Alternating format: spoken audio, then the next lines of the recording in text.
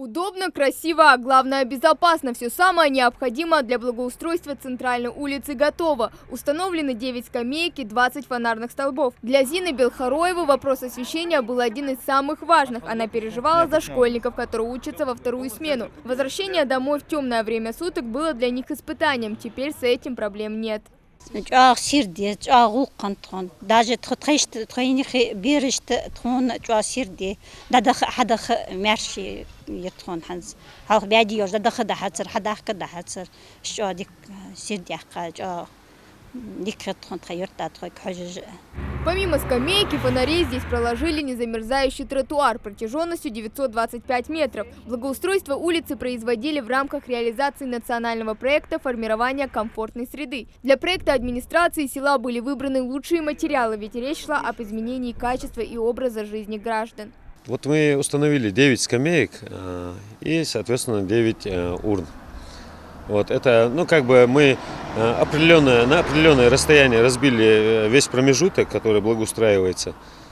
И через определенное время, чтобы люди могли, идя по тротуару там, со школы, с мечети, чтобы могли присесть, отдохнуть там.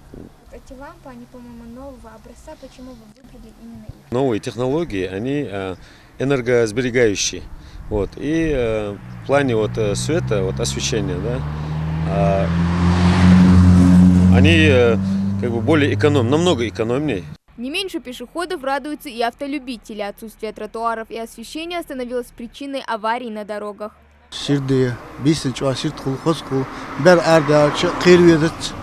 Прожектор освещает бисона. За все время существования проекта были реанимированы десятки улиц и площадей республики. Изменения очевидны и не могут не радовать жителей региона. К слову, сейчас в планах у администрации Сунжинского района реконструировать футбольное мини-поле в сельском поселении Аршты. Что касается самой реализации в текущем году, сейчас мы уже вышли на завершающий этап. У нас остались несколько сельские поселения, которые еще не охвачены в рамках этого проекта. Это у нас сельское поселение Чемульга и Датых.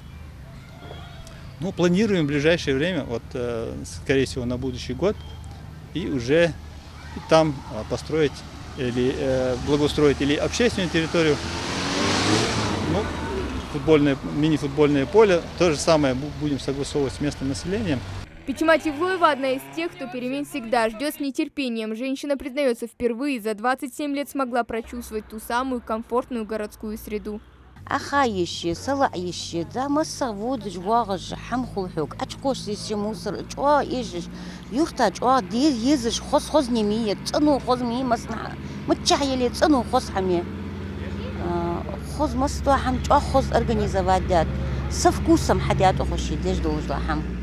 Задача проекта формирования комфортной среды заложена уже в самом названии, а вот каким именно будет этот комфорт, вправе решать сами жители. Во многом именно благодаря им удается определить проблемные общественные места, которые нуждаются в помощи. Хава Гагиева, Асхаб Белокиев, Новости 24.